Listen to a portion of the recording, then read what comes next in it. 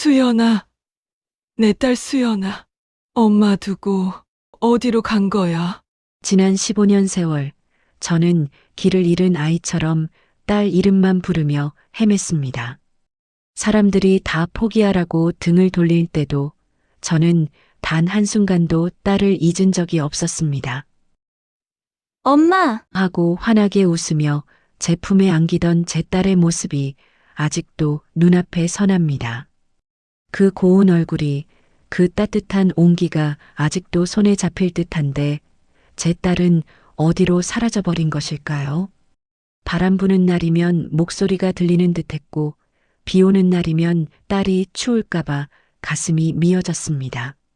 그러다 사돈이 이사 간다는 소식을 들었고 지푸라기라도 잡는 심정으로 찾아간 그 집 창고에서 저는 15년 전 그날에 멈춰 있는 딸의 가방과 마주하고야 말았습니다. 그때 저는 제 지독한 그리움의 끝에 상상조차 할 수 없는 거대한 진실이 숨어 있을 줄은 짐작조차 하지 못했습니다. 사연 시작 전에 무료로 할 수 있는 구독과 좋아요를 눌러주시면 제게 큰 힘이 됩니다. 1996년 봄, 제 딸 수연이는 세상에서 가장 아름다운 신부였습니다. 시장 골목에서 억척스럽게 장사를 하며 홀로 키운 딸이었습니다. 가난한 살림에도 구김살 없이 밝게 자라준 딸, 대학을 졸업하고 번듯한 회사에 취직해 처음으로 제게 빨간 내복을 사주던 그 속 깊은 딸이 드디어 사랑하는 사람을 만나 가정을 꾸리는 날이었습니다. 결혼식 내내 저는 하객들 몰래 눈물을 훔쳤습니다. 남편 없이 혼자 키운 서러움에 북받쳐서가 아니었습니다. 너무나 대견하고 기뻐서 흐르는 눈물이었습니다. 사위될 박민준이라는 청년은 어찌나 싹싹하고 서글서글한지 보는 사람마다 인물 좋고 성격 좋다고 칭찬이 자자했습니다. 대기업에 다닌다는 그 청년은 저희 집에 드나들며 제 어깨를 주물러주고 수연이에게는 지극정성을 다했습니다. 장모님, 앞으로 수연이 고생 안 시키고 세상에서 제일 행복한 여자로 만들어주겠습니다. 저만 믿으십시오. 사위는 제 손을 굳게 잡으며 몇 번이고 다짐했습니다. 그 검고 깊은 눈동자를 들여다보고 있으면 제 딸의 남은 인생을 온전히 맡겨도 되겠다는 믿음이 절로 생겨났습니다. 저는 그런 사위가 참으로 든든하고 고마웠습니다. 수연이가 참 좋은 사람을 만났구나. 이제 저 아이도 남들처럼 행복하게 살겠구나 싶어 마음이 놓였습니다. 결혼식이 끝나고 며칠 뒤 딸은 신혼여행을 떠나기 전 저를 찾아왔습니다. 제주도로 간다며 환하게 웃는 얼굴이 어찌나 예쁘던지 저는 눈을 뗄 수가 없었습니다. 엄마, 나 없다고 끼니 거르지 말고 잘 챙겨 먹고 있어야 해. 돌아와서 맛있는 거 많이 사올게. 이거 사. 시집간 딸이 친정엄마 걱정은. 너나 잘하고 남편한테 잘하고 시부모님께 잘해. 그게 엄마한테 효도하는 거야.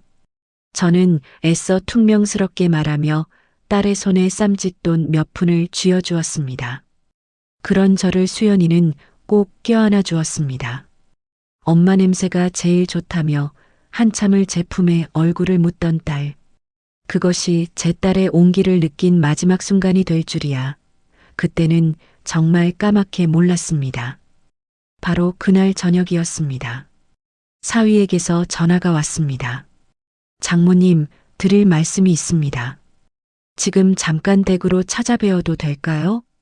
무슨 일인가 싶어 마음이 철렁했지만 이내 사위는 밝은 목소리로 말했습니다. 아닙니다, 장모님. 좋은 일입니다. 저희 수연이랑 미래를 위해 아주 중요한 계획을 세웠거든요. 잠시 후 말끔한 양복 차림의 사위와 어여쁜 원피스를 입은 딸이 집으로 들어섰습니다. 두 사람의 손에는 서류 봉투 하나가 들려 있었습니다. 장모님, 저희가 의논을 좀 했습니다. 앞으로 저희가 행복하게 잘 살려면 혹시 모를 일에 미리 대비를 해야 하지 않겠습니까? 그래서 서로를 위해 생명보험을 하나씩 들어주기로 했습니다. 사위는 능숙하게 서류를 꺼내 보였습니다. 종신보험, 월 납입금도 제법 큰 액수였습니다. 제가 놀란 눈으로 딸을 쳐다보자 수연이가 제 손을 잡으며 말했습니다. 엄마, 민준 씨 말이 맞아. 서로에게 든든한 버팀목이 되어주자는 약속 같은 거야. 나도 민준 씨한테 무슨 일이 생기면 평생 책임질 거고, 민준 씨도 그럴 거고, 우리 정말 잘 살고 싶어서 이러는 거야, 엄마. 딸의 얼굴에는 남편에 대한 깊은 신뢰와 미래에 대한 희망이 가득했습니다. 저는 그저 고개를 끄덕일 수밖에 없었습니다. 이제 막 새로운 삶을 시작하는 아이들의 야무진 계획에 제가 무엇을 더 보탤 수 있겠습니까? 오히려 제가 너무 낡은 생각에 갇혀 사는 것 같아 부끄러워졌습니다. 사위는 수익자는 당연히 서로의 이름으로 했습니다라며 웃어 보였습니다. 그 미소가 어딘지 모르게 서늘하게 느껴졌던 것은 아마도 그날따라 유난히 어두웠던 골목길 불빛 때문이었을 겁니다. 그들은 그렇게 서류에 도장을 찍고 다음 날 아침 제주도로 신혼여행을 떠났습니다. 닷새간의 신혼여행. 저는 딸에게서 매일같이 전화를 받았습니다. 제주도 날씨가 너무 좋다. 회가 입에서 살살 녹는다. 민준 씨가 정말 잘해준다. 딸의 목소리는 하루가 다르게 행복에 겨워 있었습니다. 저는 그저 그래, 좋은 시간 보내라는 말만 반복하며 전화를 끊고는 했습니다. 마지막 통화는 제주도를 떠나기 전날 밤이었습니다. 엄마, 나 이제 곧 가. 내일 저녁이면 집에 도착할 거야. 제일 먼저 엄마한테 달려갈게. 알았다, 내 새끼. 조심히 와. 그것이 제가 들은 제 딸의 마지막 목소리였습니다. 다음 날 저는 아침부터 시장에 나가 딸이 좋아하는 갈치며 콩나물, 시금치를 한가득 사왔습니다. 저녁 내내 딸을 기다렸지만 전화벨은 울리지 않았습니다. 밤이 깊어지고 새벽이 다 되도록 딸에게서는 아무런 연락이 없었습니다. 속이 새카맣게 타들어갔습니다. 무슨 일이 생긴 건 아닐까? 비행기를 놓쳤나 아니면 차가 막히나? 별의별 생각이 다 들었습니다. 뜬 눈으로 밤을 새우고 다음 날 아침 저는 사돈댁에 전화를 걸었습니다. 전화를 받은 것은 사돈 어른이었습니다. 제 목소리를 듣자마자 대뜸 짜증 섞인 목소리가 날아왔습니다. 아, 사부인. 지금 저희도 정신이 하나도 없습니다. 민준이한테 연락 못 받으셨어요? 네. 무슨 연락이요? 수연이한테 무슨 일 있습니까? 어젯밤에 민준이 혼자 들어왔어요. 글쎄, 수연이가 공항에서 다투고는 그냥 어디론가 가버렸답니다. 이 철딱선이 없는 것을 어쩌면 좋아요? 저는 그 자리에 주저앉고 말았습니다. 머릿속이 하얘지고 아무 소리도 들리지 않았습니다. 다투고 집을 나갔다고? 제 딸 수연이는 그럴 아이가 아니었습니다. 무슨 일이 있어도 제게 먼저 연락할 아이였습니다. 저는 곧장 사위에게로 달려갔습니다. 초인종을 누르자 며칠 사이에 헬쑥해진 사위가 문을 열었습니다. 그의 눈은 붉게 충혈되어 있었습니다. 장모님 죄송합니다. 제가 다 잘못했습니다. 사위는 제 앞에 무릎을 꿇고 오열하기 시작했습니다. 제가 수연이 마음도 모르고 제주도에서부터 사소한 일로 다퉜습니다. 돌아오는 비행기 안에서도 내내 냉랭하더니 공항에 내리자마자 자기는 먼저 가겠다며 뒤도 안 돌아보고 택시를 타고 가버렸습니다. 제가 따라갔어야 했는데 금방 화가 풀리고 돌아올 줄 알았습니다. 그런데 밤새 연락이 없습니다. 장모님. 사위는 엉엉 울며 제 바짓가랑이를 붙잡았습니다. 그 모습에 저는 차마 화를 낼 수가 없었습니다. 신혼여행지에서부터 다퉜다니 어린 것들이 살다 보면 그럴 수도 있지. 하지만 아무리 그래도 그렇지.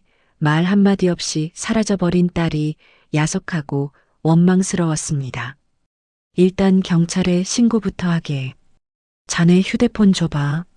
아, 안 됩니다, 장모님. 제발 그것만은 수연이가 그냥 잠시 바람 쐬러 간 걸 수도 있습니다. 그런데 우리가 경찰에 신고하면 일이 커지고 나중에 수연이가 돌아왔을 때 얼마나 민망하겠습니까? 자존심 강한 아이인데 상처받을 겁니다.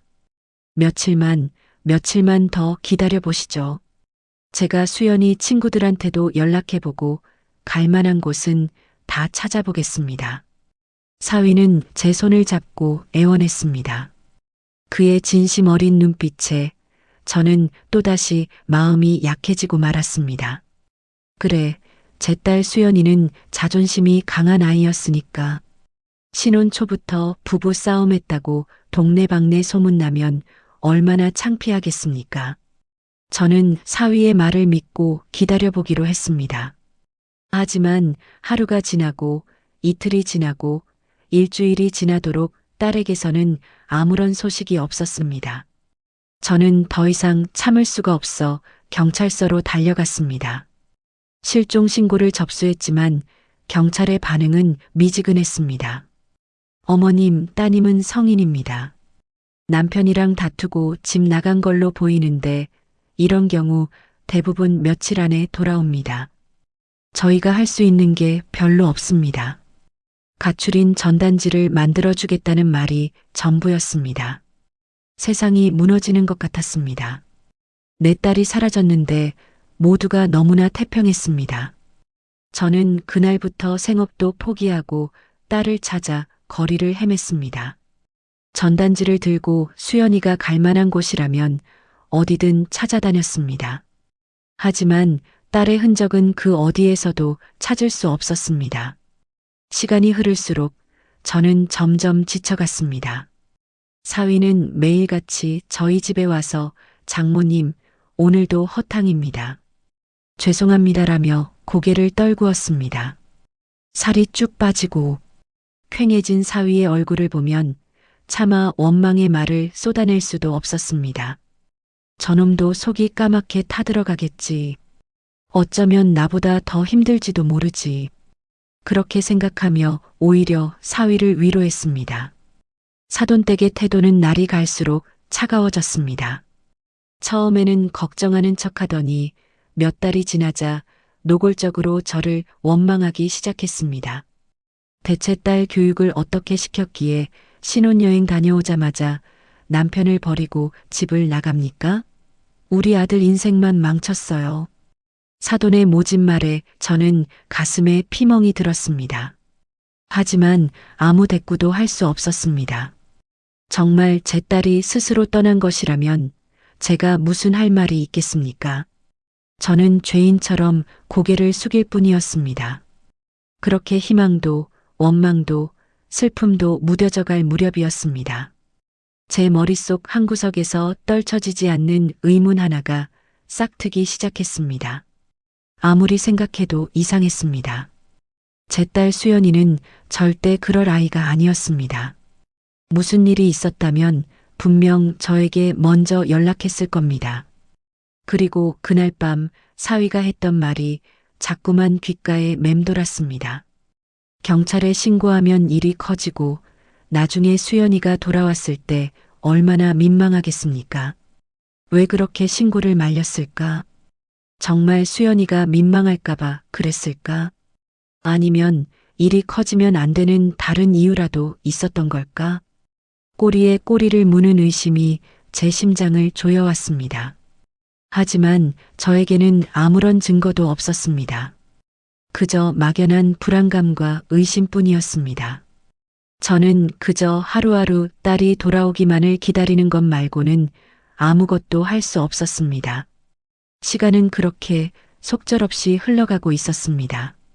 세월은 상처 위에 시멘트를 붓는 것과 같았습니다. 슬픔이 채 아물기도 전에 시간은 억지로 저를 일으켜 세워 앞으로 떠밀었습니다.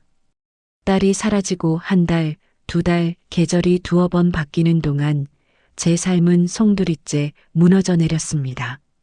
콩나물 좌파는 거미줄이 친 지 오래였고 집안은 온기를 잃은 채 텅 비어갔습니다.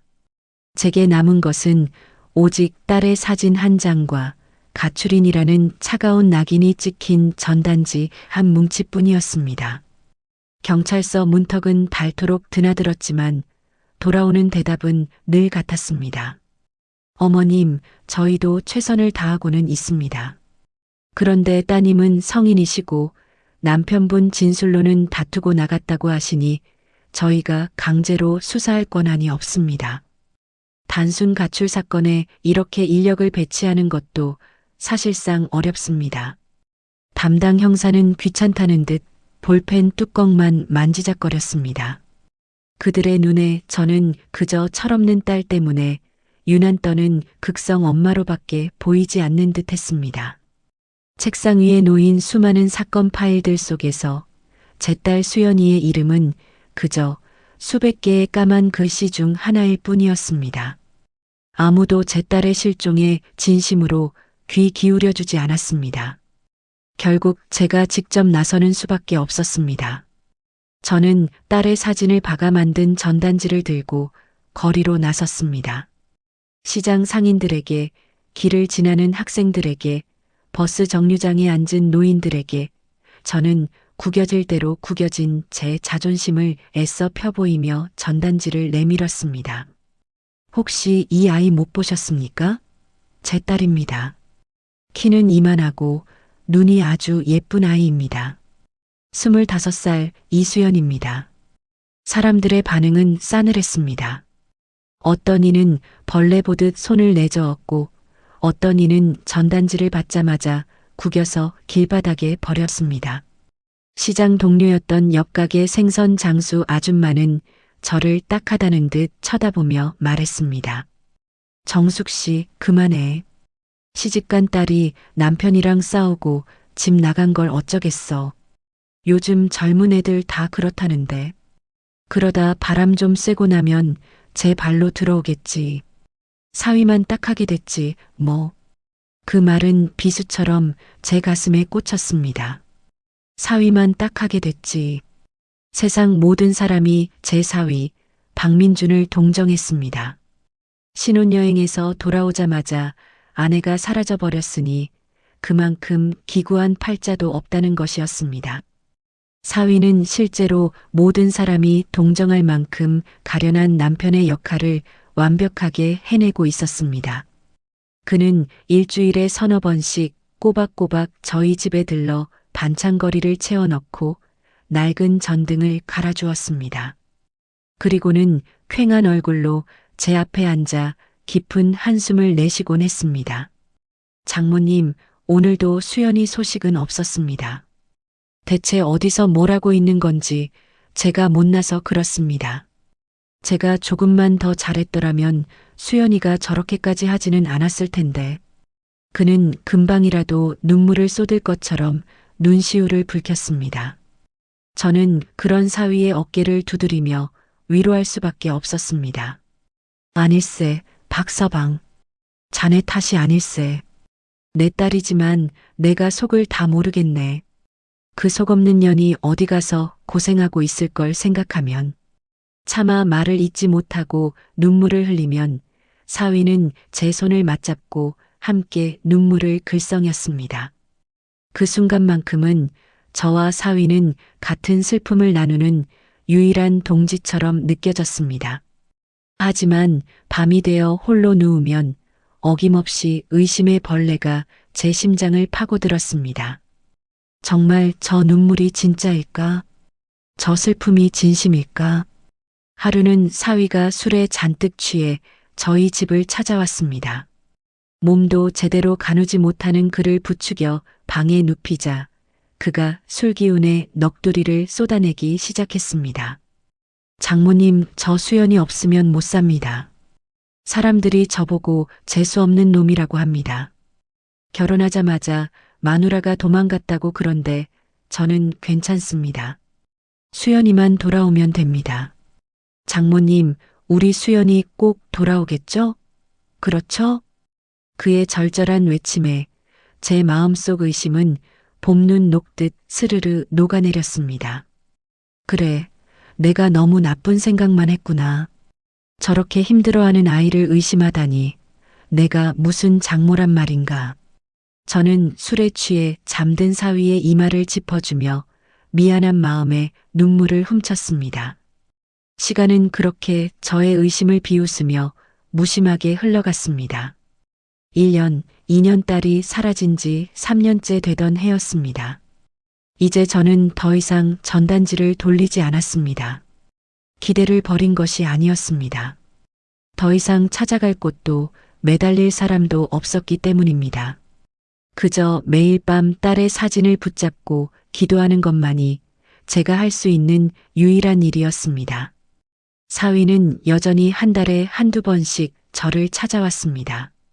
올 때마다 제 손에 용돈이라며 10만 원짜리 수표 한 장을 쥐어주곤 했습니다. 장모님, 제가 장남 노릇이라도 해야지요. 이거라도 받으시고 맛있는 거라도 사드세요.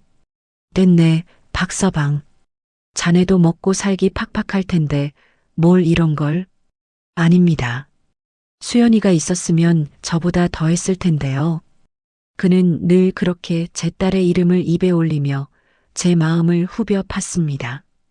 저는 그 돈을 받을 때마다 죄책감과 비참함에 몸서리를 쳤습니다. 딸을 잃어버린 어미가 사위가 주는 돈으로 연명하고 있다는 사실이 죽기보다 싫었습니다. 하지만 거절할 수도 없었습니다. 그의 성의를 무시하는 것 같기도 했고 무엇보다 그 돈이 아니면 당장 다음 달 연탄값을 낼 길이 막막했기 때문입니다. 사돈댁과는 완전히 발길이 끊겼습니다. 그들은 아예 다른 동네로 이사를 가버렸고 제게는 연락처 하나 알려주지 않았습니다. 사위를 통해 간간히 소식을 전해 들을 뿐이었습니다. 사돈어른의 사업이 잘 되고 아파트를 더 넓은 평수로 옮겼다는 이야기들. 그들의 세상과 저의 세상은 그렇게 점점 더 멀어지고 있었습니다. 딸의 실종이 사람들의 기억 속에서 완전히 잊혀갈 무렵 사위가 어느 날 저녁 아주 조심스러운 표정으로 저를 찾아왔습니다. 장모님, 드릴 말씀이 있습니다. 그의 얼굴에는 무언가 결심한 듯한 비장함이 서려 있었습니다. 저는 혹시 딸에 대한 소식인가 싶어 심장이 철렁 내려앉았습니다. 무슨 일인가, 박서방? 저 이제 수연이를 보내줘야 할 것 같습니다. 그게 무슨 소린가? 저는 저도 모르게 소리를 질렀습니다. 사위는 고개를 푹 숙인 채 말을 이었습니다. 장모님, 벌써 5년입니다. 수연이가 떠난 지 5년이 지났습니다. 이제 저도 장모님도 현실을 받아들여야 합니다. 제가 아는 변호사한테 물어보니 실종 기간이 7년이 지나면 법적으로 사망 처리를 할 수 있다고 합니다. 뭐라고? 내 딸을 죽은 사람으로 만들겠다는 건가? 자네 지금 제정신인가? 저는 자리에서 벌떡 일어났습니다. 온몸이 부들부들 떨렸습니다. 어떻게 그런 끔찍한 말을 입에 담을 수 있단 말입니까? 장모님, 진정하십시오. 제 말을 끝까지 들어보세요. 이건 수연이를 위해서이기도 합니다. 이렇게 어정쩡하게 가출인으로 남겨두는 것보다 법적으로라도 깨끗하게 정리해주는 것이 떠난 사람에 대한 예의일 수도 있습니다.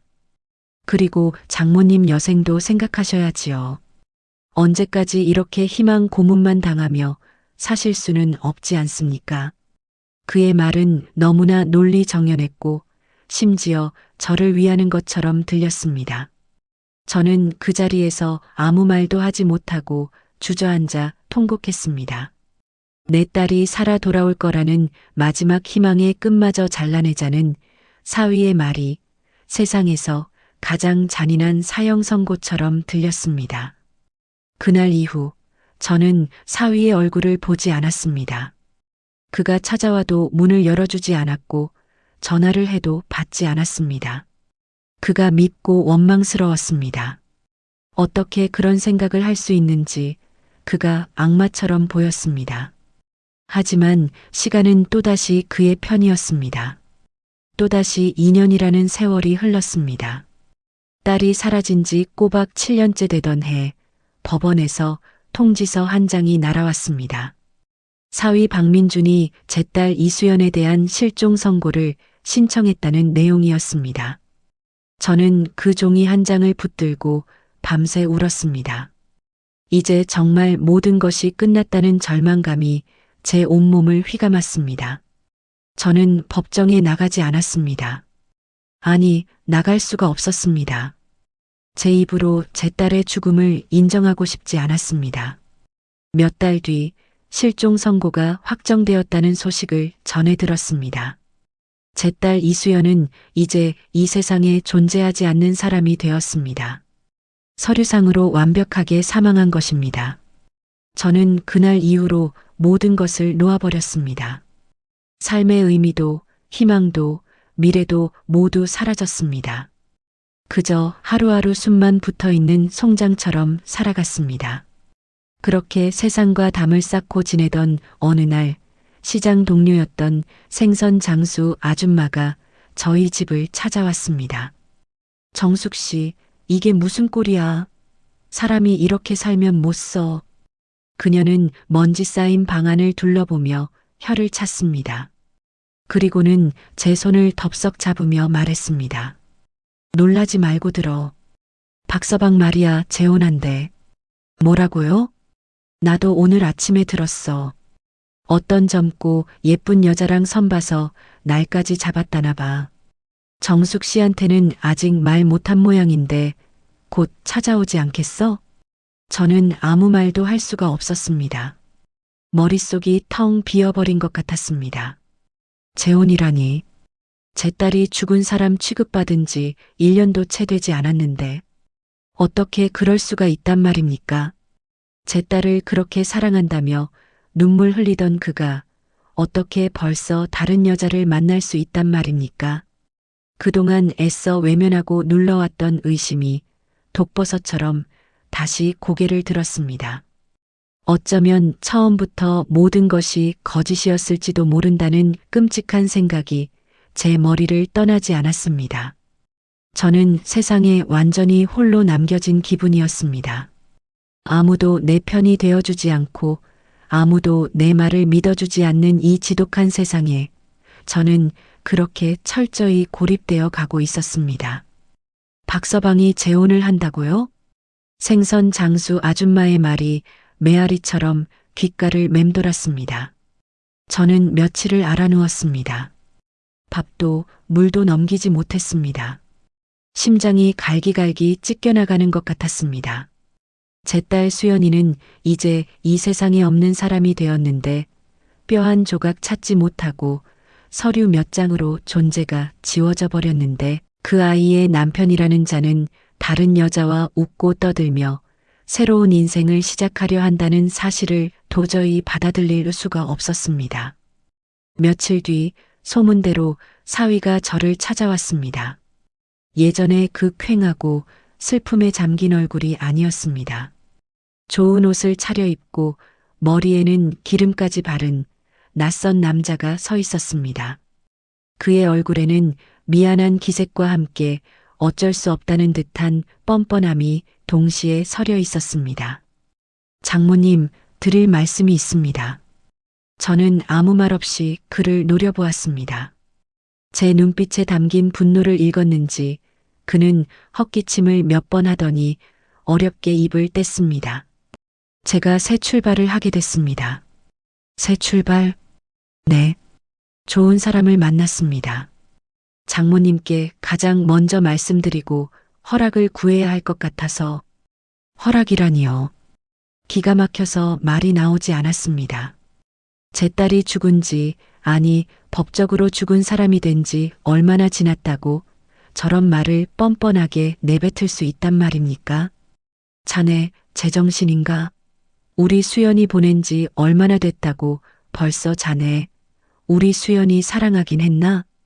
제 목소리는 형편없이 갈라지고 떨렸습니다. 사위는 고개를 푹 숙였습니다. 장모님, 저라고 마음이 편한 줄 아십니까? 저도 매일 밤 수연히 꿈을 꿉니다.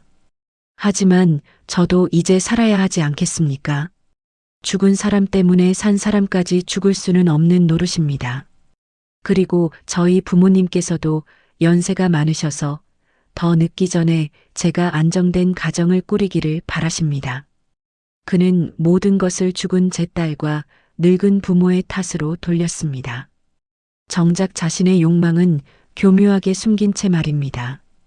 저는 그 순간 깨달았습니다. 아, 이놈은 변했구나. 아니, 어쩌면 이게 이놈의 본 모습이었을지도 모르겠구나. 제 딸을 잃은 슬픔에 잠겨 있던 착하고 순하던 내 사위는 이제 어디에도 없었습니다. 나가. 당장 내 집에서 나가. 저는 손에 잡히는 대로 물건을 집어 던지며 악을 썼습니다. 사위는 놀란 듯 뒷걸음질 치다 이내 귀찮다는 표정으로 저를 쳐다보았습니다. 그리고는 현관문 앞에 봉투 하나를 내려놓고 말없이 사라졌습니다. 봉투 안에는 수표 몇 장이 들어 있었습니다.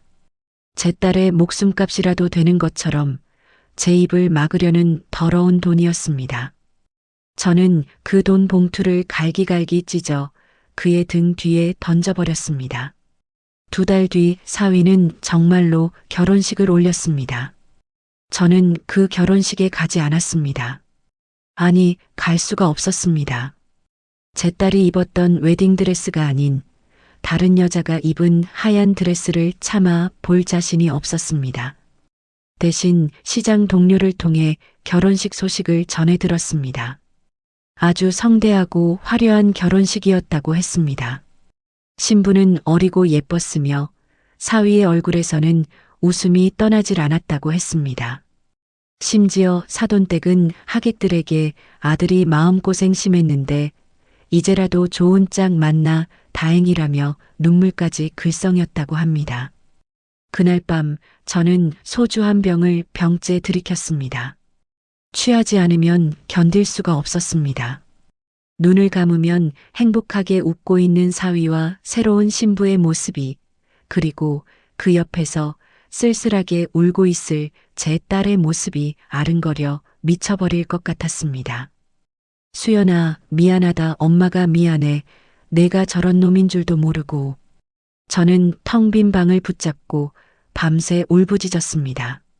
사위가 재혼한 후 그의 발길은 완전히 끊겼습니다. 명절에도 제 생일에도 코빼기 한 번 비치지 않았습니다. 그에게 저는 이제 아무런 필요가 없는 그저 거추장스러운 과거의 흔적일 뿐이었습니다. 그는 새로운 아내와 함께 해외여행을 다니고 값비싼 외제 차를 몰고 다녔습니다. 어디서 그런 돈이 났을까? 대기업에 다닌다고는 했지만 저렇게까지 호화롭게 살 정도는 아니었을 텐데. 의문은 꼬리에 꼬리를 물고 이어졌고 마침내 저는 7년 전 그날을 떠올렸습니다. 사위가 제게 실종 선고를 제안했던 그날. 그리고 그가 제 딸의 이름으로 들어두었던 생명보험. 저는 다음 날 아침 곧장 보험회사로 달려갔습니다. 하지만 제가 확인할 수 있는 것은 아무것도 없었습니다. 어머님, 죄송하지만 계약자나 수익자가 아니면 보험 관련 내용을 알려드릴 수 없습니다. 개인정보보호법 때문에 어쩔 수가 없습니다.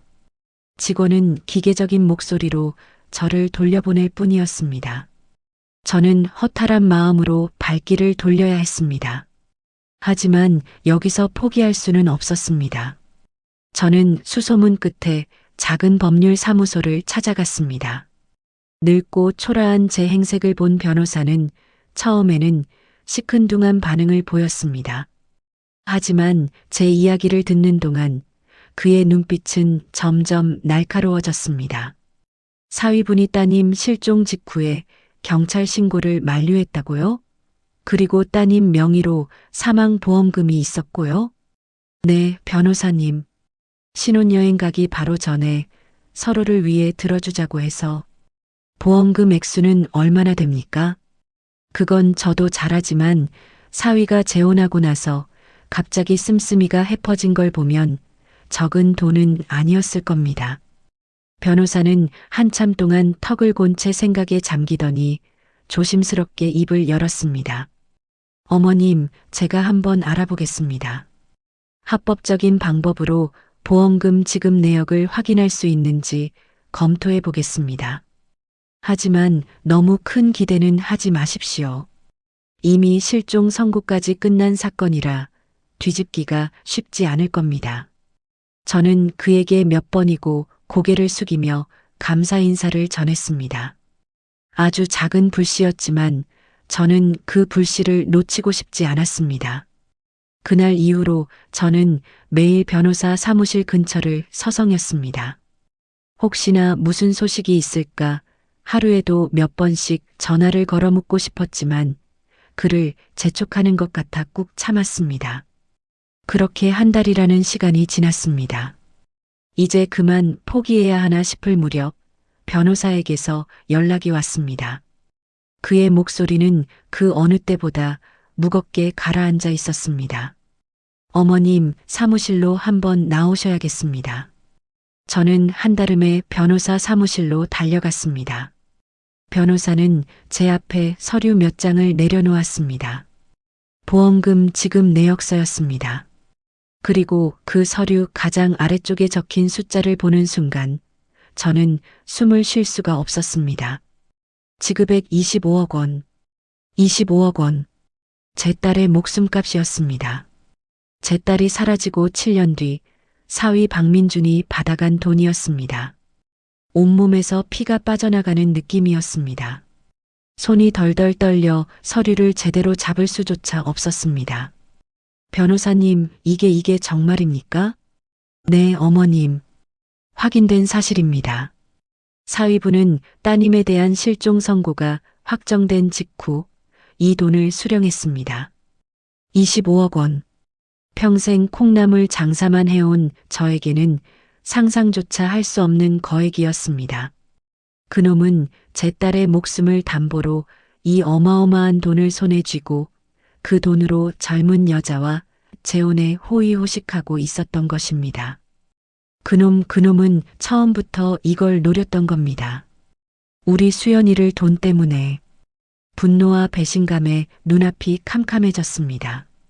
그동안 그가 제 앞에서 흘렸던 눈물, 그가 쏟아냈던 슬픔의 말들이 모두 역겨운 위선이었다는 사실에 치가 떨렸습니다. 저는 그 자리에서 실신하고 말았습니다. 눈을 떴을 때 저는 변호사 사무실 소파에 누워 있었습니다. 변호사가 걱정스러운 얼굴로 저를 내려다보고 있었습니다. 어머님, 괜찮으십니까? 저는 천천히 몸을 일으켰습니다. 눈물은 더 이상 나오지 않았습니다. 대신 그 자리에는 차가운 분노와 칼날 같은 결심만이 남았습니다. 변호사님, 저 싸워야겠습니다. 내 딸의 억울한 죽음을 이렇게 묻어둘 수는 없습니다. 저를 좀 도와주십시오. 제 목소리는 놀랍도록 차분하고 단단했습니다. 변호사는 말없이 제 눈을 바라보더니 이내 굳은 표정으로 고개를 끄덕였습니다. 알겠습니다, 어머님. 쉽지 않은 싸움이 될 겁니다. 하지만 저도 최선을 다해 돕겠습니다. 저는 그날 이후로 완전히 다른 사람이 되었습니다. 더 이상 눈물만 흘리는 약한 엄마가 아니었습니다. 딸을 죽인 악마를 제 손으로 심판대에 세우기 위해 저는 지옥에서라도 살아 돌아온 복수의 화신이 되어야만 했습니다. 이제 제게 남은 인생의 목표는 단 하나, 사위 박민준과 그의 추악한 범죄를 세상에 드러내고 그를 파멸시키는 것, 그것뿐이었습니다. 그놈에 대한 걷잡을 수 없는 분노와 의심이 제 남은 삶을 지탱하는 유일한 이유가 되었습니다. 그놈은 처음부터 이 모든 것을 계획했던 것이 틀림없었습니다. 그날 이후 제 세상의 색깔은 모두 사라져버렸습니다. 제 눈에 보이는 것은 오직 잿빛의 분노와 핏빛의 복수심뿐이었습니다. 콩나물 좌판을 다시 시작했지만 그것은 더 이상 생계를 위한 수단이 아니었습니다. 그놈과의 싸움을 위한 군자금을 모으는 전쟁의 시작이었습니다. 저는 하루에 4시간 이상 잠을 자지 않았습니다. 새벽에는 콩나물을 키우고 낮에는 시장에서 목이 터져라 외쳤습니다. 밤에는 그놈의 집 주변을, 그놈의 회사 주변을 맴돌며 그의 일거수일투족을 파헤쳤습니다. 사위 박민준, 아니 이제는 그저 악마일 뿐인 그놈은 제 딸의 목숨값으로 그야말로 왕처럼 살고 있었습니다. 그는 강남의 가장 비싼 주상복합 아파트에 살았고 번쩍이는 외제 스포츠카를 2대나 굴렸습니다. 그의 젊은 아내는 머리부터 발끝까지 명품으로 치장하고 백화점 VIP 라운지를 제 집처럼 드나들었습니다. 그들이 버리는 쓰레기 봉투에서는 제가 평생 구경도 못 해본 고급 와인병과 비싼 식재료 포장지가 쏟아져 나왔습니다. 저는 매일 밤 그들이 버린 쓰레기 봉투를 뒤졌습니다. 혹시나 그놈의 범죄를 증명할 작은 단서라도 나올까 싶어서였습니다. 하지만 제 손에 잡히는 것은 그들의 사치스러운 생활의 흔적과 저를 비웃는 듯한 역겨운 음식물 쓰레기뿐이었습니다. 제 손은 썩은 음식물로 더러워졌지만 정작 제 마음을 더럽히는 것은 그놈을 향한 증오였습니다. 사돈댁 역시 마찬가지였습니다. 그들은 아들이 벌어다주는, 아니 사실은 제 딸의 목숨값인 그 더러운 돈으로 호의호식하며 살았습니다. 예전에 살던 낡은 빌라에서 벗어나 으리으리한 단독주택으로 이사했고 주말마다 골프를 치러 다녔습니다. 하루는 제가 큰 마음을 먹고 그들의 집을 찾아갔습니다. 배를 누르자 가정부가 먼저 나와 저를 위아래로 훑어보았습니다. 잠시 후 예전보다 훨씬 더 살이 오르고 혈색이 좋아진 박 여사, 그놈의 어미가 모습을 드러냈습니다. 그녀는 저를 보자마자 벌레 씹은 표정을 지었습니다. 아니, 여긴 어쩐 일이야? 우리가 이제 볼 일 있는 사이도 아니지 않나? 사부인, 드릴 말씀이 있어서 왔습니다. 사부인? 자네 딸이 죽은 지가 언젠데 아직도 사부인 타령이야. 할 말 있으면 빨리 하고 가게. 나 지금 바빠. 그녀의 쌀쌀맞고 오만한 태도에 저는 주먹을 꽉 쥐었습니다. 하지만 지금은 감정을 드러낼 때가 아니었습니다. 민준이 말입니다. 요즘 어떻게 저렇게 잘 살 수 있는 겁니까? 우리 수연이가 남긴 보험금 때문 아닙니까? 제 말에 박 여사는 코웃음을 쳤습니다. 그게 뭐 어쨌다는 거야? 우리 아들이 법적으로 정당하게 받은 돈이야. 죽은 내 딸이 우리 아들 고생시킨 값이라고 생각하면 되잖아. 그리고 그 돈, 우리 민준이가 사업에 투자해서 몇 배로 불린 거야.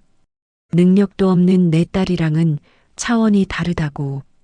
그녀는 제 면전에 대고 제 딸을 모욕했습니다. 피가 거꾸로 솟는 것 같았습니다. 어떻게 그런 말씀을 하실 수가 있습니까? 그 돈은 우리 수연이 목숨값입니다. 당신들도 사람입니까? 제가 소리를 지르자 그녀는 기다렸다는 듯이 저를 밀치며 소리쳤습니다. 어디 와서 행패야. 이 미친 여자가 당장 꺼지지 못해. 경비원 불러. 저는 속수무책으로 그녀의 집에서 쫓겨났습니다. 육중한 철문이 제 앞에서 쾅 하고 닫히는 순간 저는 깨달았습니다. 그들은 모두 한 통속이라는 것을. 그들은 제 딸의 죽음에 대해 아무런 죄책감도 느끼지 못한다는 것을. 오히려 그것을 당연한 행운으로 여기고 있다는 것을 말입니다. 저는 다시 변호사를 찾아갔습니다. 그동안 제가 모은 것들, 그놈의 사치스러운 생활을 증명하는 사진들, 그들이 버린 쓰레기 봉투의 내용물들, 그리고 박 여사와의 대화를 녹음한 테이프까지 모두 그에게 내밀었습니다. 변호사님, 이것들로 그놈을 고소할 수 있겠습니까?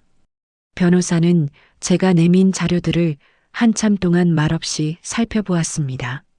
그리고는 깊은 한숨을 내쉬며 고개를 저었습니다. 어머님, 이걸로는 부족합니다.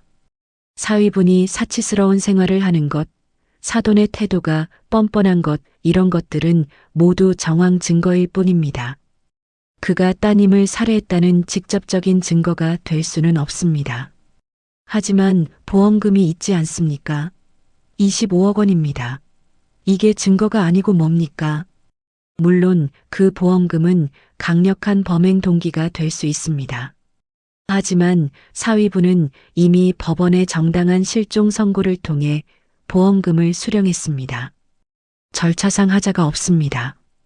지금 이 상태에서 고소를 진행하면 증거 불충분으로 기각될 확률이 99%입니다.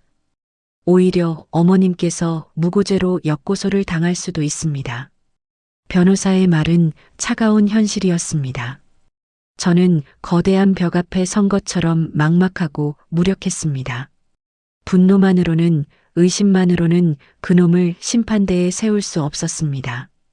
그놈의 목에 칼을 꽂을 수 있는, 누구도 부정할 수 없는 결정적인 증거, 스모킹건이 필요했습니다. 그럼 저는 어떻게 해야 합니까? 이대로 모든 걸 포기해야 합니까? 제 목소리는 절망으로 가득 차 있었습니다. 변호사는 제 손을 잡으며 말했습니다. 포기하라는 말씀이 아닙니다. 조금 더 신중해야 한다는 뜻입니다. 그가 범인이라면 반드시 어딘가에 흔적을 남겼을 겁니다. 완벽한 범죄는 없습니다. 어머님, 우리가 아직 찾지 못했을 뿐입니다. 그날 이후 저는 더욱 필사적으로 매달렸습니다. 하지만 제가 할 수 있는 것은 아무것도 없었습니다. 그놈은 너무나 치밀했고 시간은 너무나 많이 흘렀습니다. 8년이라는 세월은 모든 흔적을 지워버린 듯 했습니다. 경찰도, 검찰도, 심지어 저를 돕겠다던 변호사마저도 점점 지쳐가는 것이 느껴졌습니다. 세상은 여전히 그놈의 편이었습니다. 그의 사업은 날로 번창했고 그는 언론의 역경을 딛고 성공한 젊은 사업가로 소개되기도 했습니다. 인터뷰에서 그는 가끔씩 죽은 전 부인, 제 딸 수연이의 이야기를 꺼냈습니다. 제 인생의 가장 힘들었던 시기였습니다. 하지만 하늘에 있는 제 아내가 저를 지켜주었기에 이 모든 것을 이겨낼 수 있었습니다. 그녀에게 부끄럽지 않은 남편이 되기 위해 앞으로도 더욱 열심히 살겠습니다. 저는 텔레비전 화면에 대고 욕을 퍼부으며 리모컨을 집어 던졌습니다. 저 뻔뻔하고 역겨운 악마. 그는 제 딸의 죽음마저 자신의 성공 신화를 포장하는 도구로 이용하고 있었습니다. 저는 점점 더 깊은 고립감과 무력감 속으로 빠져들었습니다. 아무도 저를 믿어주지 않았고 아무도 제 편이 되어주지 않았습니다. 모두가 저를 남편 잃은 슬픔에 망상에 빠진 늙은 여자로 취급했습니다. 심지어 제 자신조차도 가끔은 혹시 내가 정말 미친 것은 아닐까 하는 끔찍한 생각에 사로잡히곤 했습니다. 그렇게 모든 것을 포기하고 싶었던 순간들이 수없이 찾아왔습니다. 그럴 때마다 저는 제 딸 수연이의 사진을 꺼내 보았습니다. 사진 속에서 환하게 웃고 있는 딸. 엄마, 나 억울해. 내 한을 풀어줘. 딸의 목소리가 제 귓가에 들리는 것 같았습니다. 그러면 저는 다시 주먹을 꽉 쥐고 일어설 수 있었습니다. 그래, 내가 무너지면 내 딸의 억울한 죽음은 영원히 묻히고 말 거야. 내가 살아있는 한 절대 그렇게 둘 수는 없어. 시간은 흘러 제 딸이 사라진 지 15년이 되는 해가 다가오고 있었습니다. 이제 공소시효도 얼마 남지 않았습니다. 저에게 남은 시간은 많지 않았습니다. 저는 마지막 희망을 걸고 그동안 제가 모은 모든 자료를 들고 한 방송사의 시사 고발 프로그램 사무실을 찾아갔습니다. 하지만 그곳에서의 반응도 냉담하기는 마찬가지였습니다. 어머님 심정은 충분히 이해합니다만 저희도 증거가 없는 사건을 방송으로 내보낼 수는 없습니다. 사회적 파장도 고려해야 하고요. PD라는 젊은 남자는 제 자료들을 건성으로 훑어보더니 이내 서류 봉투에 다시 담아 제게 돌려주었습니다. 저는 마지막 동아줄마저 끊어진 심정으로 방송국을 나섰습니다. 비가 추적추적 내리는 거리, 저는 우산도 없이 빗속을 하염없이 걸었습니다. 뺨을 타고 흐르는 것이 빗물인지 눈물인지 알 수 없었습니다. 정말 이대로 모든 것이 끝나는 것일까? 내 딸의 억울한 죽음은 이렇게 영원히 묻히고 저 악마는 평생을 떵떵거리며 살게 되는 것일까? 깊고 어두운 절망의 늪이 저를 집어삼키는 것 같았습니다. 희망의 불씨는 이제 제가 되어 사라져버린 듯 했습니다. 절망의 늪은 생각보다 깊고 질겼습니다. 저는 그 늪에서 허우적거리며 또다시 몇 년의 세월을 흘려보냈습니다. 제 머리에는 서리가 하얗게 내려앉았고 등은 생기를 잃고 굽어갔습니다. 시간은 제 편이 아니었습니다. 그놈의 범죄를 증명할 수 있는 공소시효는 하루하루 저를 향해 다가오는 사형 집행일과도 같았습니다. 이제 제게 남은 시간은 1년도 채 되지 않았습니다. 세상은 제 딸 수연이를 완전히 잊었습니다. 심지어 저조차도 가끔은 수연이의 얼굴이 희미하게 느껴질 때가 있었습니다. 그럴 때면 저는 제 뺨을 세차게 내리치며 정신을 차리곤 했습니다. 잊으면 안 돼. 내가 잊으면 정말로 끝이야. 그놈 박민주는 이제 너무나 높은 곳에 있었습니다. 그는 성공한 사업가 행세를 하며 각종 언론 매체에 얼굴을 비췄고 사회 저명 인사들과 어울렸습니다. 제가 사는 비좁고 냄새나는 시장 골목과는 전혀 다른 저 위 세상의 사람이었습니다. 저는 그가 나오는 텔레비전 화면을 보며 이를 갈았지만 제가 할 수 있는 것은 아무것도 없었습니다. 거대한 성벽 앞에 선 개미처럼 저는 무력하고 초라했습니다. 모든 것을 체념하고 그저 하루하루 숨만 쉬며 살아가던 어느 날이었습니다. 시장 좌판을 정리하고 있는데 예전에 사돈댁 동네에 살았던 과일 장수 할머니가 저를 아는 척했습니다. 아이고, 콩나물댁 아니요? 오랜만이네. 아직도 장사하고 있었구먼. 네, 할머니. 그저 목구멍이 포도청이라. 참, 콩나물댁 사돈댁 말여. 그 집 이사 간다대? 며칠 전에 우연히 그 동네 지나가다 보니까 집 앞에 이삿짐 센터 트럭이 와 있더라고. 아주 좋은 데로 간다고 동네 사람들이 다 부러워하더구먼. 저는 그 자리에 얼어붙고 말았습니다. 이사. 사돈댁이 이사를 간다. 그 말이 왜인지 모르게 제 심장을 세차게 두드렸습니다. 왜일까요? 그들이 더 좋은 집으로 이사를 가든 아예 다른 나라로 떠나버리든 이제 저와는 아무 상관없는 일인데도 말입니다. 그런데도 이사라는 두 글자가 마치 마지막 기회라도 되는 것처럼 제 뇌리를 떠나지 않았습니다. 이사를 하면 묵혀두었던 낡은 짐들을 정리하게 될 터. 혹시 정말 혹시라도 그 짐들 속에 내 딸 수연이의 흔적이 한 조각이라도 남아있지 않을까? 말도 안 되는 생각이었습니다. 15년입니다. 강산이 한 번 반이나 바뀌는 긴 세월이었습니다. 그 치밀하고 악독한 놈들이 지금까지 증거가 될 만한 물건을 남겨뒀을 리가 없었습니다. 하지만 저는 지푸라기라도 잡고 싶었습니다. 물에 빠진 사람이 썩은 동아줄이라도 잡으려는 심정으로 저는 그날 밤새 잠을 이루지 못하고 고민했습니다.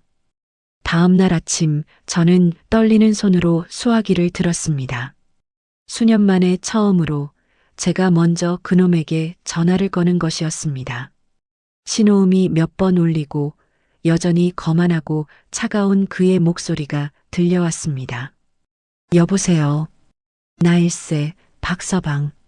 제 목소리를 들은 그의 목소리에는 당황한 기색이 역력했습니다. 장모님? 어쩐 일이십니까? 이 시간에. 자네 이사 간다는 소문이 있던데 사실인가? 아, 네. 뭐 사업도 확장되고 해서 좀 더 넓은 집으로 옮기게 됐습니다. 그의 목소리에는 숨길 수 없는 과시욕이 묻어났습니다. 저는 애써 치밀어 오르는 분노를 억누르며 최대한 비굴하고 애처로운 목소리를 꾸며냈습니다. 제 인생에 이토록 구차하고 비참한 순간이 또 있었을까 싶었습니다.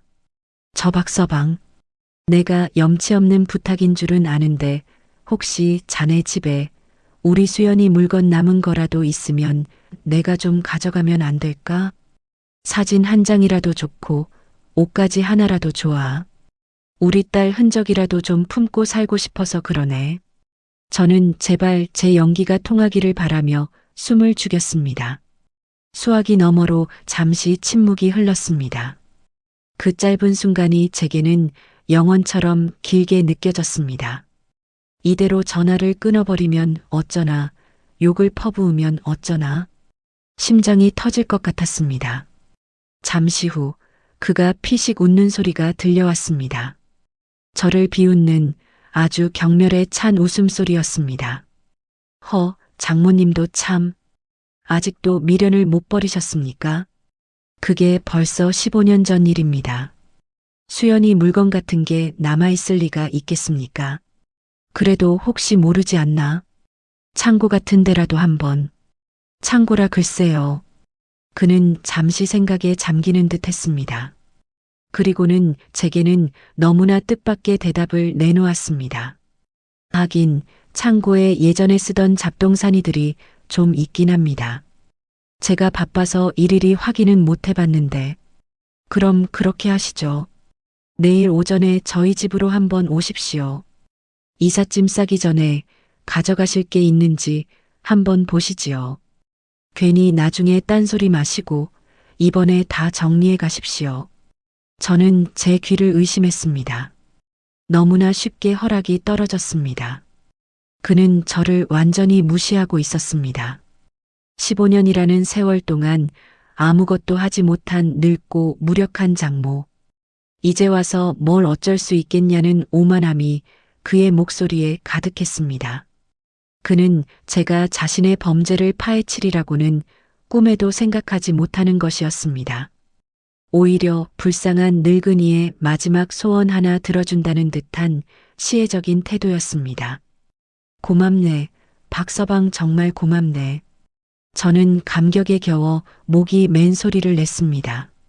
그에게는 제 목소리가 그저 고마움의 표시로만 들렸을 것입니다. 하지만 그것은 제 인생을 건 마지막 도박을 허락받은 자의 환희의 떨림이었습니다. 다음 날 아침 저는 약속 시간에 맞춰 그의 옛집, 그러니까 사돈댁이었던 그 단독주택을 찾아갔습니다. 집 앞에는 이미 이삿짐 센터 직원들이 분주하게 움직이고 있었습니다. 집안의 값비싼 가구와 가전제품들이 쉴 새 없이 밖으로 실려 나오고 있었습니다. 그놈 박민주는 팔짱을 낀 채 인부들에게 이래라 저래라 지시를 하고 있었습니다. 저를 발견한 그는 귀찮다는 듯 손짓으로 저를 불렀습니다. 오셨습니까? 저쪽입니다. 창고는. 그는 손가락으로 뒷뜰 한쪽에 있는 작은 헛간을 가리켰습니다. 안에 있는 거, 필요한 거 있으면 다 가져가십시오. 어차피 다 버릴 것들이니까. 저는 바빠서 이만. 그는 제게 눈길 한번 제대로 주지 않고 다시 이삿짐을 챙기러 가버렸습니다. 저는 그의 등 뒤에 대고 조용히 고개를 숙였습니다. 그리고는 떨리는 발걸음으로 창고를 향해 걸어갔습니다.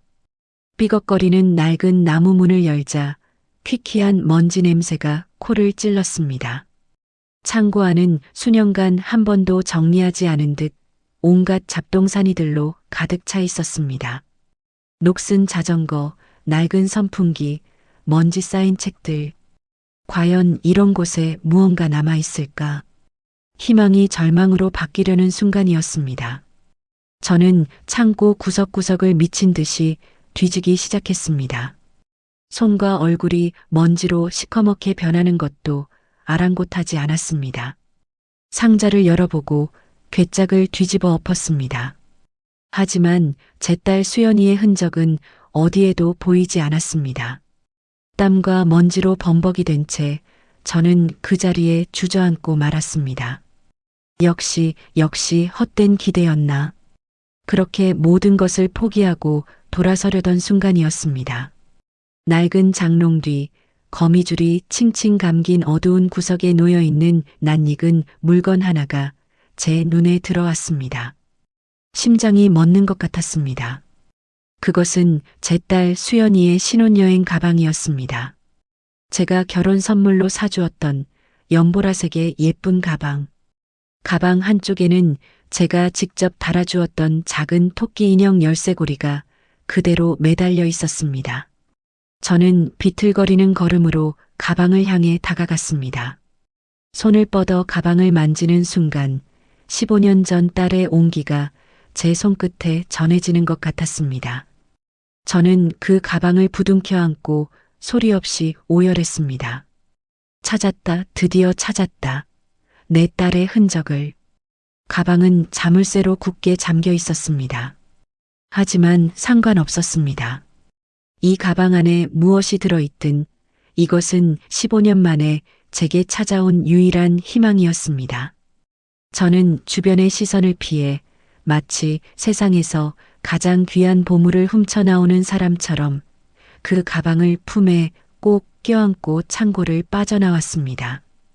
집으로 돌아오는 내내 저는 제정신이 아니었습니다. 품에 안은 가방의 무게가 천근만근처럼 느껴졌습니다. 이 안에 무엇이 들어있을까? 혹시 그놈의 범죄를 증명할 결정적인 증거가 들어있지는 않을까? 아니면 그저 낡은 옷가지 몇 벌만 들어있는 것은 아닐까? 두려움과 희망이 뒤섞여 심장이 터질 것만 같았습니다. 집에 도착한 저는 현관문을 걸어 잠그고 거실 한가운데에 가방을 내려놓았습니다.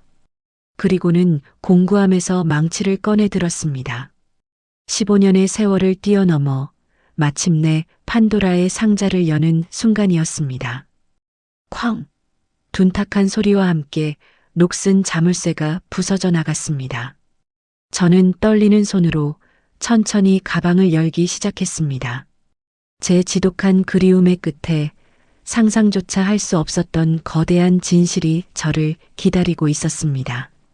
덜컥 15년의 세월을 머금은 낡은 자물쇠가 힘겹게 열리는 소리와 함께 가방의 덮개가 천천히 위로 들어 올려졌습니다. 저는 숨을 멈췄습니다. 퀴퀴한 존벌레 냄새와 함께 제 딸 수연이의 시간이 고스란히 제 눈앞에 펼쳐졌습니다. 가방 안에는 신혼여행지에서 입었던 옷가지 몇 벌과 제주도 관광지에서 샀을 법한 조악한 기념품 몇 개, 그리고 반쯤 쓰다 만 화장품들이 뒤섞여 있었습니다. 제 딸의 채취가 그 아이의 마지막 순간들이 그 안에 박제되어 있었습니다. 저는 떨리는 손으로 옷가지들을 하나하나 꺼내보았습니다. 딸이 좋아했던 하얀색 원피스, 함께 시장에 가서 샀던 꽃무늬 블라우스, 옷을 꺼내 얼굴에 묻자 희미하게나마 딸의 살 냄새가 나는 것 같았습니다. 눈물이 왈칵 쏟아졌습니다. 15년 만에 다시 만난 내 딸의 흔적이었습니다. 한참을 그렇게 옷가지를 부둥켜 안고 울다가 문득 가방 한쪽 구석에 곱게 개켜져 있는 손수건 뭉치가 눈에 들어왔습니다. 그 아래에 무언가 딱딱한 것이 만져졌습니다. 저는 조심스럽게 손수건을 걷어냈습니다. 그리고 그 아래에 놓여 있는 것을 보는 순간 다시 한번 심장이 멎는 것 같았습니다. 그것은 손때가 묻은 낡은 다이어리였습니다. 제가 수연이의 고등학교 입학 선물로 사주었던 분홍색 가죽 커버의 작은 일기장. 딸은 그날 이후로 단 하루도 거르지 않고 그곳에 자신의 하루를 기록하곤 했습니다. 저는 떨리는 손으로 일기장을 집어들었습니다.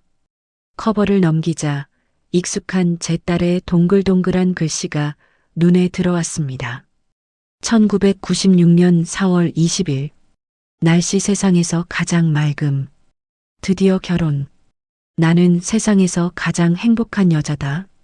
민준 씨의 아내가 되다니 아직도 꿈만 같다. 평생 그의 곁에서 현명하고 좋은 아내가 될 것이다. 엄마 고마워요. 이렇게 예쁘게 키워주셔서. 이제 내가 엄마 호강시켜 드릴게요. 사랑해요. 결혼식 날의 일기였습니다. 행복에 겨워 들뜬 딸의 마음이 글씨 하나하나에 묻어나는 듯 했습니다. 저는 차마 다음 장을 넘길 수가 없었습니다. 이 행복이 어떻게 무너져 내렸는지 저는 이미 알고 있었기 때문입니다. 하지만 알아야만 했습니다. 제 딸에게 무슨 일이 있었는지, 그놈이 무슨 짓을 했는지 똑똑히 알아야만 했습니다. 저는 눈을 질끈 감았다 뜨고 다음 장을 넘겼습니다. 1996년 4월 22일. 제주도. 날씨 흐림. 어제 민준 씨에게 보험 이야기를 들었다. 서로를 위해 생명보험을 들자고 했다. 금액이 너무 커서 조금 놀랐지만 우리의 미래를 위한 거라는 그의 말에 고개를 끄덕였다. 그런데 오늘 그가 부모님 사업 자금 이야기를 꺼냈다. 아버님 사업이 어려워져서 급하게 돈이 필요한데 우리 결혼 자금으로 쓰고 남은 돈을 좀 보태줄 수 있냐고 했다. 당연히 그래야 한다고 생각했다. 하지만 어머님께는 비밀로 해달라는 그의 말이 조금 마음에 걸린다. 저는 입술을 깨물었습니다. 올 것이 오고야 만 것이었습니다. 신혼여행을 떠나기 직전 그놈의 계획은 이미 시작되고 있었던 것입니다.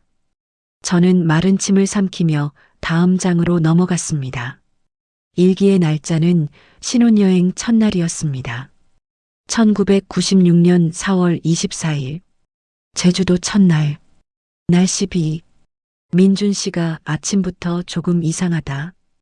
어제 내가 부모님 사업 자금 이야기를 꺼냈을 때 잠깐 망설이는 표정을 지었던 것이 마음에 걸렸던 모양이다. 혹시 돈 때문에 나랑 결혼했다고 생각하는 거 아니지? 라며 농담처럼 웃는데 그 웃음이 왜 그렇게 서늘하게 느껴졌을까?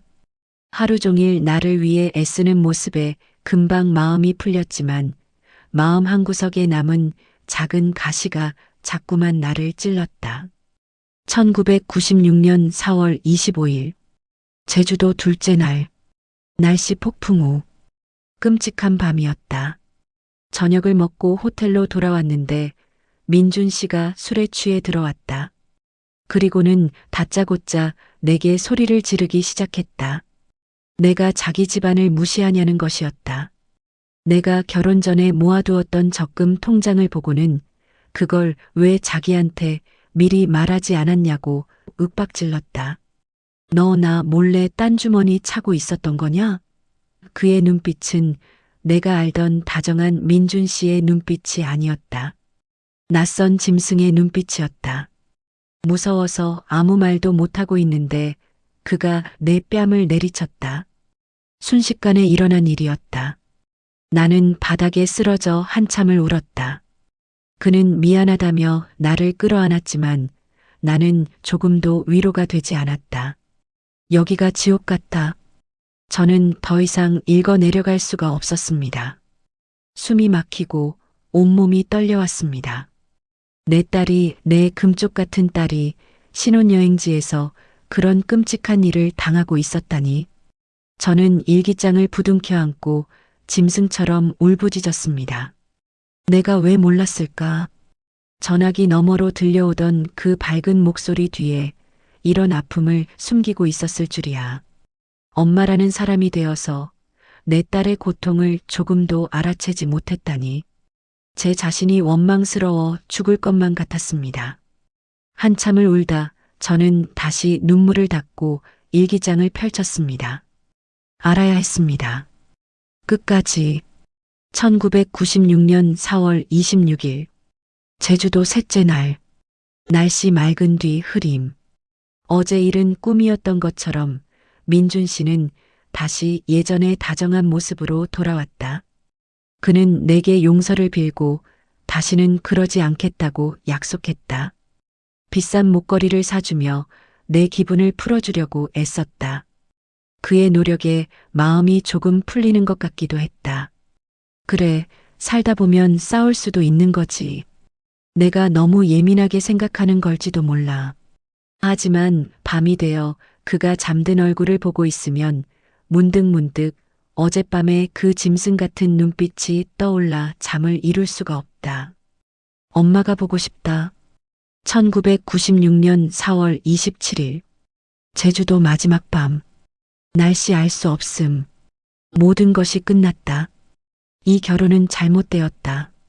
오늘 저녁 시어머니에게서 전화가 왔다. 민준 씨가 잠시 자리를 비운 사이였다. 시어머니는 내게 너 우리 민준이한테 돈 얘기는 들었지?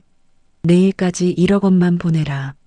내가 우리 집안에 시집 왔으면 그 정도는 해야 하는 거 아니냐?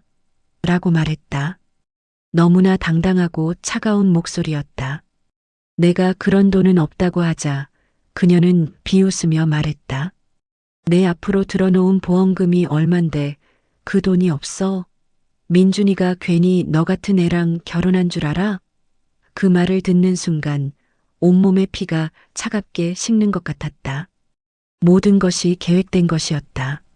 사랑, 결혼, 미래 전부 다 거짓이었다. 그들은 처음부터 나를, 내 목숨을 노리고 접근했던 것이다.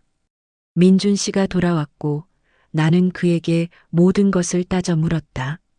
그는 처음에는 발뺌하더니 이내 본색을 드러냈다. 그래, 어쩔 건데? 이제 와서 물을 수도 없잖아. 그는 악마였다.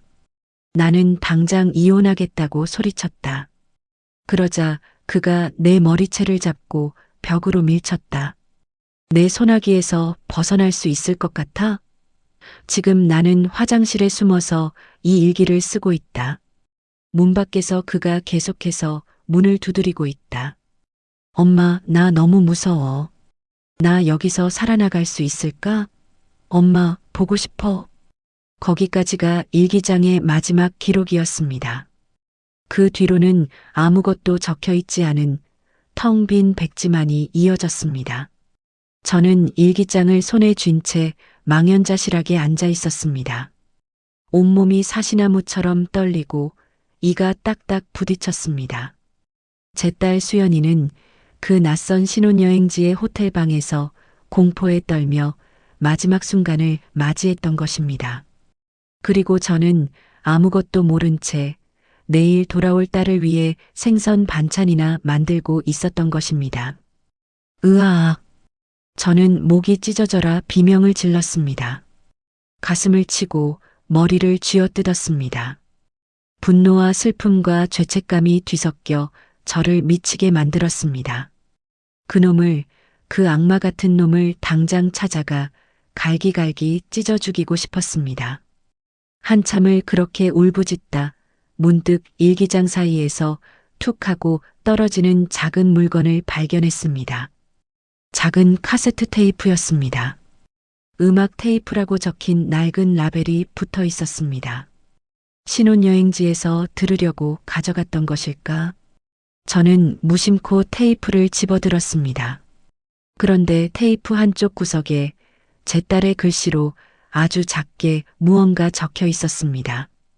엄마, 꼭 들어보세요. 저는 홀린 듯이 자리에서 일어나 먼지 쌓인 찬장에서 낡은 카세트 플레이어를 꺼냈습니다.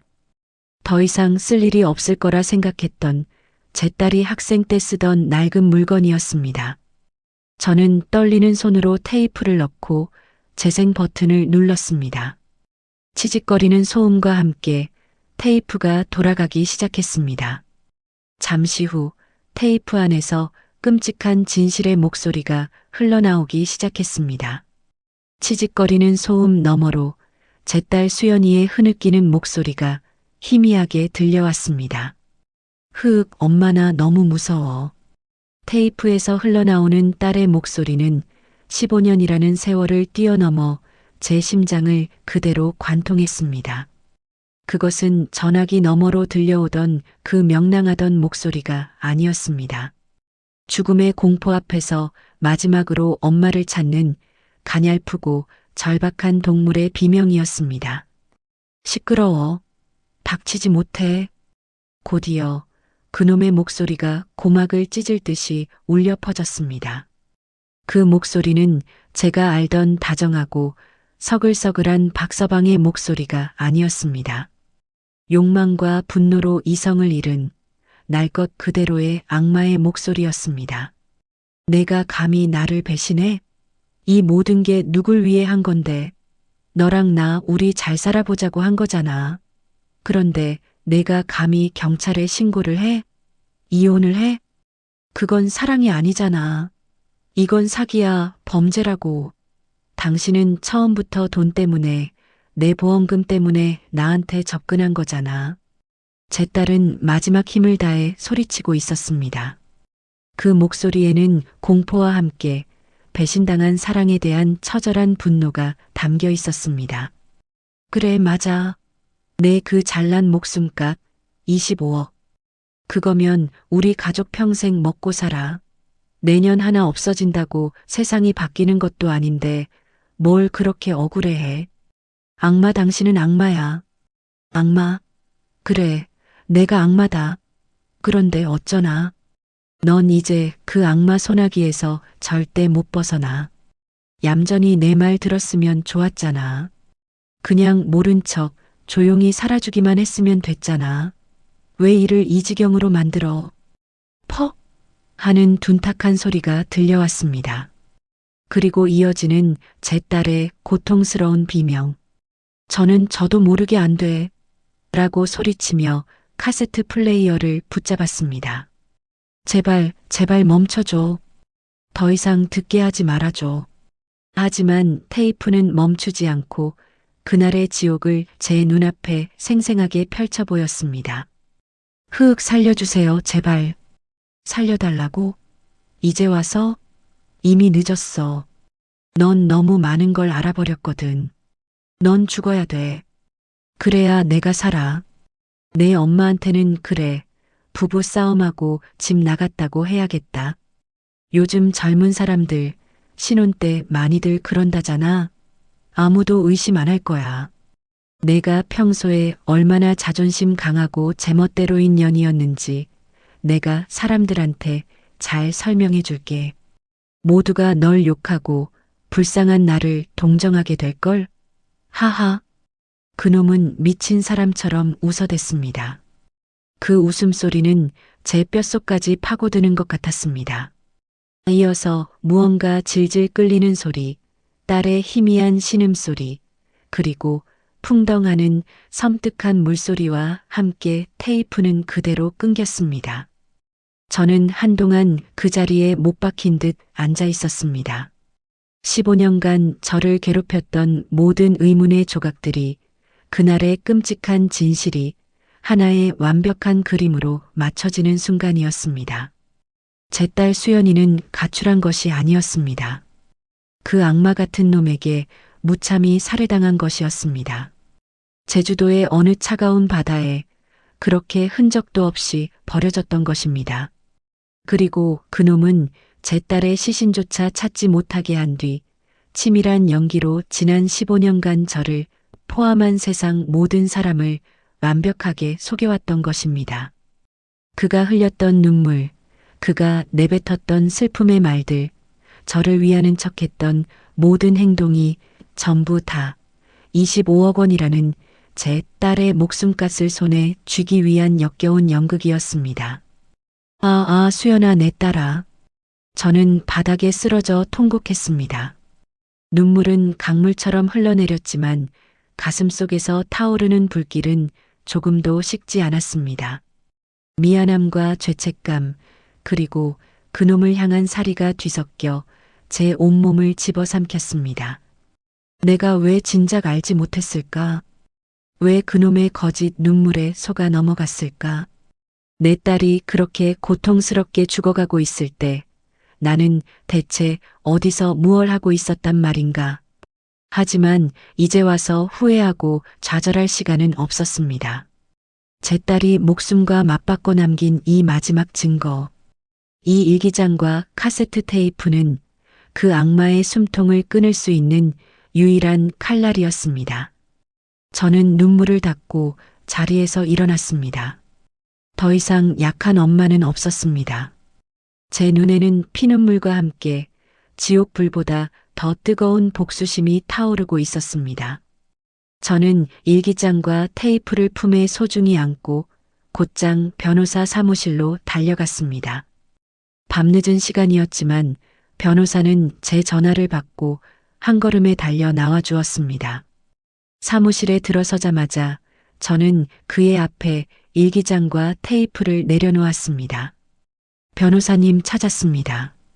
모든 진실이 이 안에 있습니다. 변호사는 제 얼굴을 한번 쳐다보고는 말없이 테이프를 받아 카세트 플레이어에 넣었습니다. 테이프에서 흘러나오는 소리를 듣는 동안 그의 표정은 점점 더 굳어져 갔습니다. 그의 주먹 쥔 손이 부들부들 떨리는 것이 보였습니다. 녹음이 모두 끝나고 사무실 안에는 무거운 침묵만이 흘렀습니다. 한참 만에 변호사가 입을 열었습니다. 그의 목소리는 분노로 가늘게 떨리고 있었습니다. 이런 천하의 개만도 못한 놈. 변호사님, 이제 그놈을 잡을 수 있겠습니까? 내 딸의 한을 풀어줄 수 있겠습니까? 물론입니다, 어머님. 물론이고 말고요. 이건 빼도 박도 못하는 살인의 증거입니다. 일기장의 기록과 이 녹음 내용이 정확히 일치합니다. 이제 공소시효가 얼마 남지 않았지만 충분합니다. 아니, 차고 넘칩니다. 변호사는 제 손을 굳게 잡았습니다. 그의 눈에서도 뜨거운 분노가 느껴졌습니다. 어머님, 그동안 정말 고생 많으셨습니다.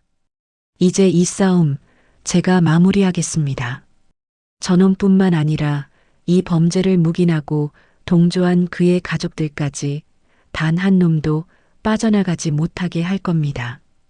법이 얼마나 무서운 것인지 제가 똑똑히 보여주겠습니다. 저는 변호사의 손을 잡고 고개를 끄덕였습니다. 눈물이 다시 쏟아졌지만 그것은 더 이상 슬픔이나 절망의 눈물이 아니었습니다. 15년 만에 되찾은 희망의 눈물, 그리고 이제 곧 시작될 정의의 심판을 예고하는 기쁨의 눈물이었습니다. 사무실을 나서자 동쪽 하늘이 희미하게 밝아오고 있었습니다. 15년간 저를 짓눌렀던 길고 긴 어둠이 끝나고 마침내 새로운 아침이 밝아오고 있었습니다. 저는 차가운 새벽 공기를 깊이 들이마셨습니다. 제 머릿속은 놀랍도록 차분하고 명료해졌습니다. 이제 모든 준비는 끝났습니다.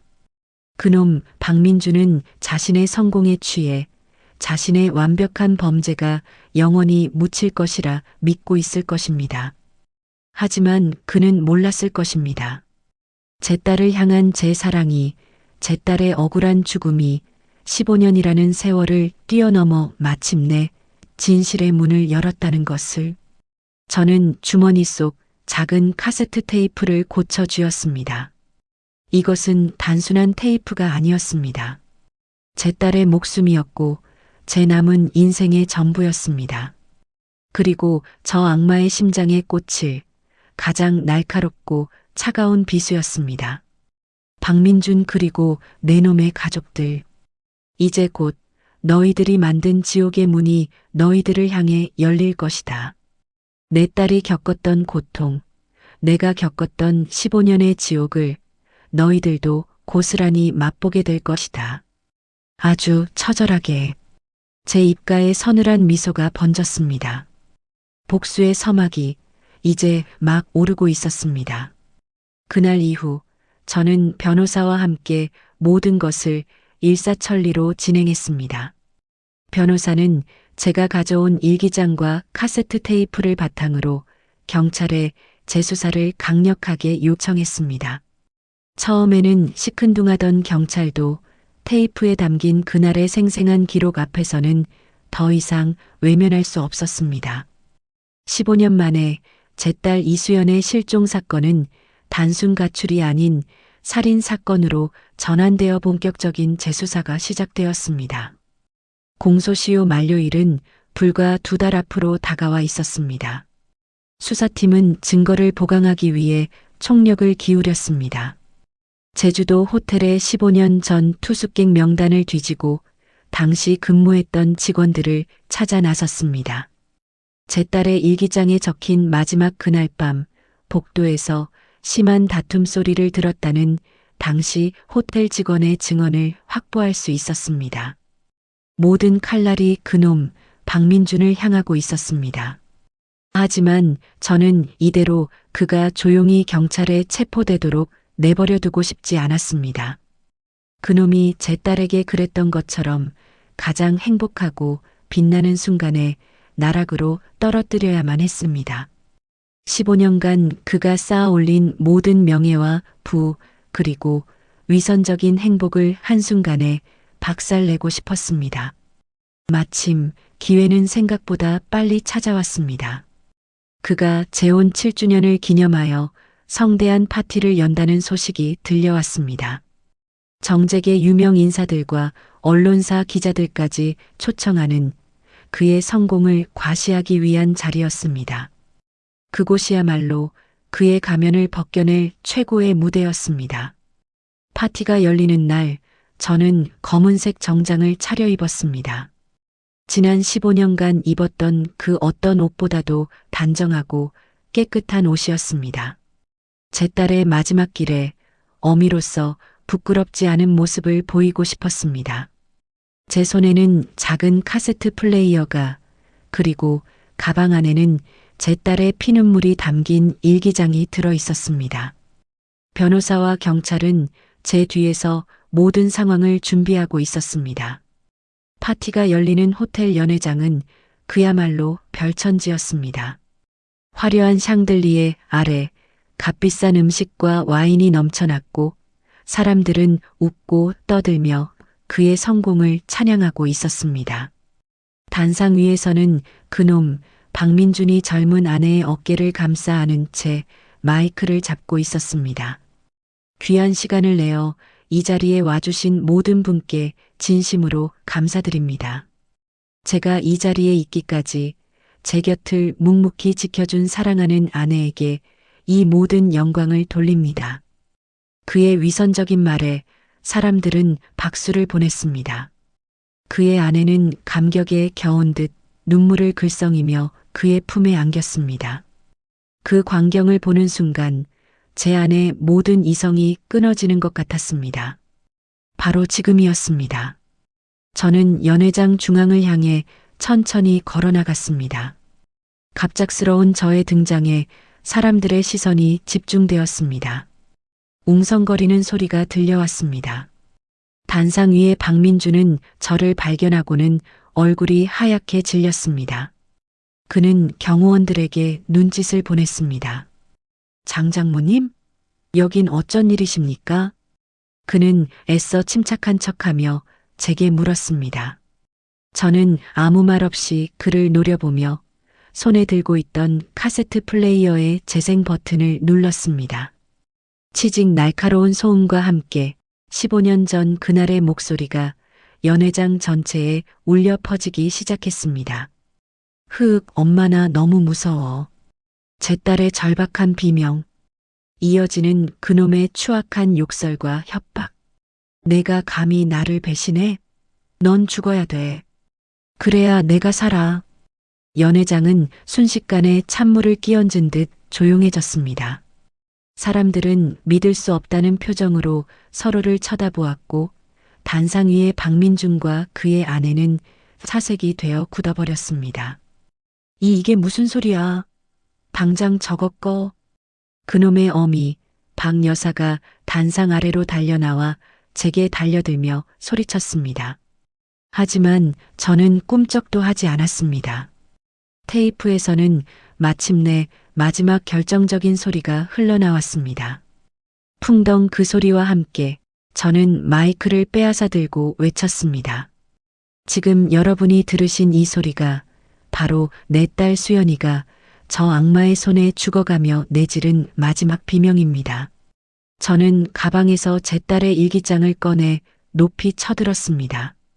지난 15년간 제 딸은 가출한 것이 아니었습니다.